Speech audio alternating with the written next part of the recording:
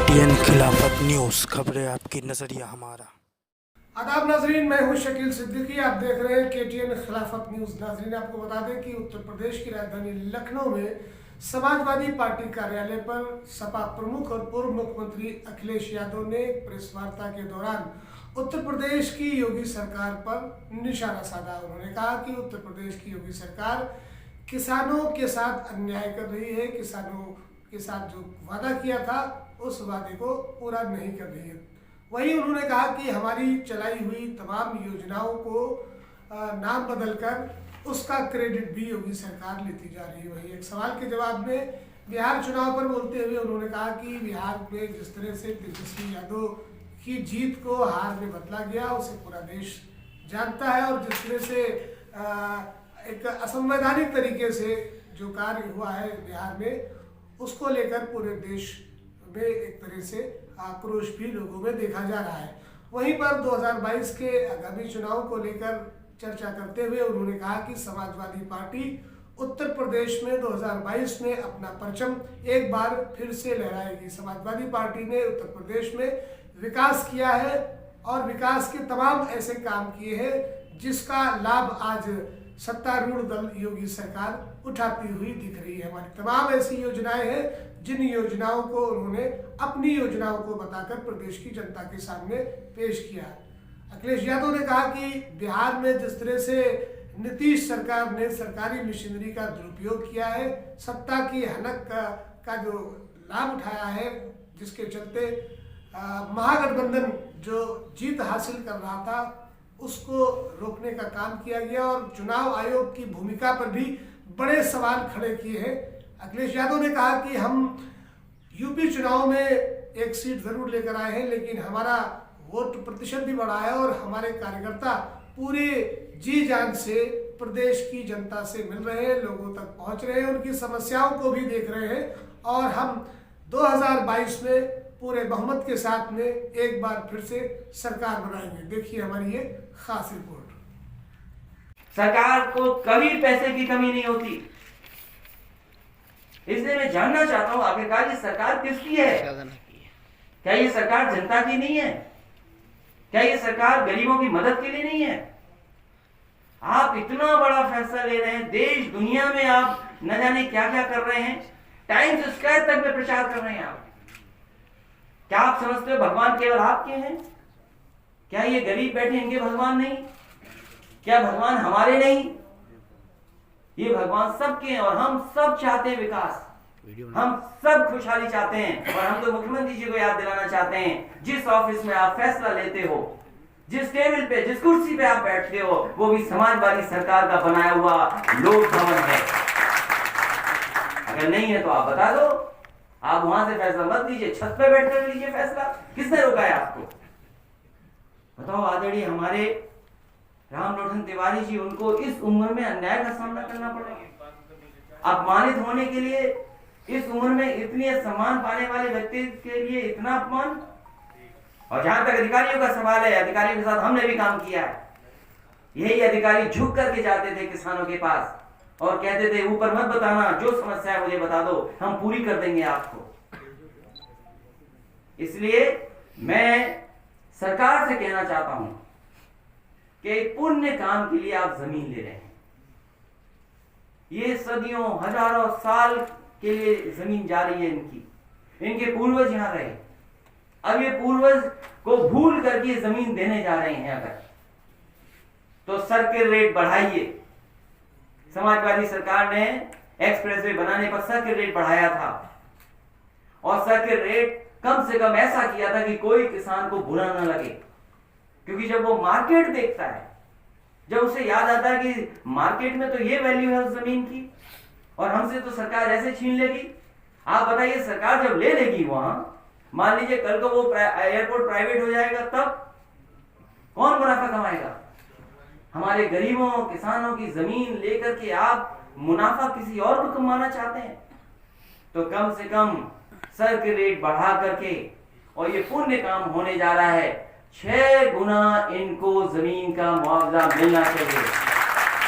और मैं अपने आदरणीय रामलोट तिवारी जी को, आदरणीय वीरेंद्र तिवारी जी को और हमारे आदरणीय रामकरण यादव जी को मैं भरोसा दिलाता हूं, उनके सहयोगी साथियों को भरोसा दिलाता हूं, समाजवादी लोग आएंगे तो इसी तरह का मुआवजा आपको देंगे। आपको आपके सम्मान से ठेस नहीं पहुंचेगी। अगर हमें कोई सम्मान करना पड़ेगा तो सम्मान करेंगे और आपकी मदद करेंगे। 6 गुना देने में क्या कमी है सरकार को? सरकार तो ये कहती है कि हमारे पास ऐतिहासिक बजट है। अगर इतना ऐतिहासिक बजट है तो दिल क्यों छोटा है आपका, ये बताइए हमें। बजट 6 लाख करोड़ का और दिल कितना छोटा सरकार का। इसलिए इन किसानों की मदद हो। मुझे तो याद है एक किसान नेता मनोज तेवतिया, मनवीर तेवतिया आ गए थे, और आपके पुराना पत्रकार साथी जानते होंगे मनवीर तेवतिया वो थे जिन पर एक सरकार ने न जाने कितने मुकदमे लगा दिए थे, और इतने मुकदमे लगा दिए थे उन पे, वो जेल में थे। और वो मुकदमे इसलिए लगे थे कि वो किसानों की मदद कर रहे थे, किसानों के साथ खड़े थे। जब सरकार हमारी आई, हमने एक एक मुकदमा उस नेता का वापस ले लिया और हमने कहा कि आप किसानों की लड़ाई लड़ रहे थे, इसलिए आप एक भी मुकदमा नहीं चलेगा। पूरे के पूरे मुकदमे समाजवादी सरकार ने वापस लिए थे और 1 साल के बाद उन्हें जेल से बाहर निकाला गया। लेकिन ये सरकार तो ऐसी है, इसके लेखपाल, एसडीएम, डीएम जाने क्या करते हैं। वो नौकरी संविधान और व्यवस्था के लिए नहीं नौकरी कर रहे हैं, वो तो पता नहीं किसको खुश करने के लिए कर रहे हैं।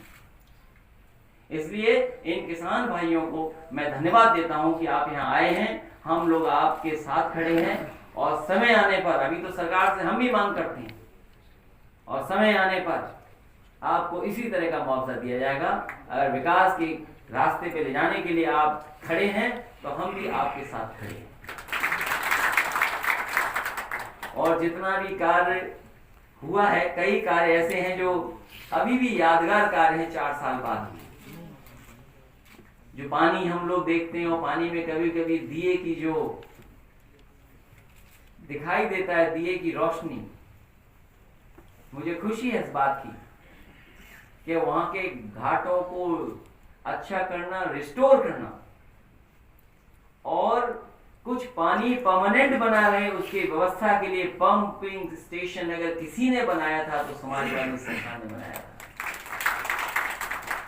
वहां पर जो लोग पदयात्रा करते हैं 14 कोसी, एक एक पेड़ हम लोगों ने समाजवादियों ने लगाया और हमारे समाजवादियों की नकल कर रहे हैं। अगर हमारे साथी जाएं तो न जाने कितना बड़ा पारिजात का पेड़ वहां दिखाई देगा। मुझे तो कभी कभी ये लगता है कि जो समाजवादियों ने पारिजात पेड़ लगाए, उसी की नकल कर करके भारतीय जनता पार्टी ने भी पारिजात का पेड़ लगा दिया। समाजवादियों ने पहले लगाया, भारतीय जनता पार्टी ने नकल कर ली। एक भजन स्थल बनाया था समाजवादी सरकार ने, और डिजाइन ऐसी बनाई थी कि वो धनुष दिखे, हमारे भगवान राम का धनुष दिखे और तीर दिखाई दे। लेकिन पता नहीं सरकार ने क्या किया, धनुष और तीर दोनों हटा दिए। कैसी सरकार है ये? इसलिए हम पत्रकार साथियों से भी कहना चाहते हैं, अगर आप लोग चाहोगे तो मुआवजा मिल जाएगा। आप लोग भी मदद करें, हम तो मदद कर ही रहे हैं, लेकिन ये पत्रकार साथियों ने अगर ठान लिया तो मदद मिल जाएगी। इसलिए हम भी चाहते हैं गरीब किसान भाइयों की मदद को, आप भी लोग भी मदद। अखिलेश जी, बिहार चुनाव पर भी कुछ रोशनी डाल दीजिए। वैसे तो हम अपनी बेईमानी बताना चाहते थे कि हमारे साथ जो गुजरा वो भी बता दीजिए सर, वो भी दोनों अब तो बिहार में ज्यादा बड़ा मामला हो गया, इसलिए हमारी बात ही खत्म हो गई। उनकी बात कर लीजिए। अब हम तो आपसे जानना चाहते हैं कि दिन रात हम लोग देखते रहे। देखिए, अमेरिका का चुनाव जो था वो भी बड़ा ऐसा ही था। दोस्त थे ना सब लोग। अमेरिका का जो चुनाव था वो ऐसा ही था कि पता नहीं क्या होगा, रिजल्ट क्या होगा। लेकिन उससे ज्यादा नेल बाइटिंग जो कहते हैं ना, कि मतलब क्या सोचे क्या हो जाएगा। कई चैनल वाले तो क्रिकेट की तरह बता रहे थे, स्ट्राइक रेट और ये और सब। ऐसा चुनाव हम लोगों ने कभी नहीं देखा और शायद किसी ने नहीं देखा होगा। तेजस्वी जीतते जीतते रह गए, सरकार बनाते बनाते रह गए। जितने भी लोकतंत्र पसंद लोग हैं, जिन पर लोकतंत्र का भरोसा है, जिन लोगों ने भरोसा किया है, वो सब दुखी हैं। क्या ऐसे भी चुनाव लड़े जाएंगे? 13,000 के अंदर 14,000 ज्यादा से ज्यादा 14,000 वोट ज्यादा पाए हैं केवल। क्या भारतीय जनता पार्टी का गठबंधन वोट पाया है? 14,000 वोट ज्यादा पाए हैं। और क्या तिगड़म लगाई हमारा उधर उधर का इधर, जाने क्या लड़ाई लड़ाई।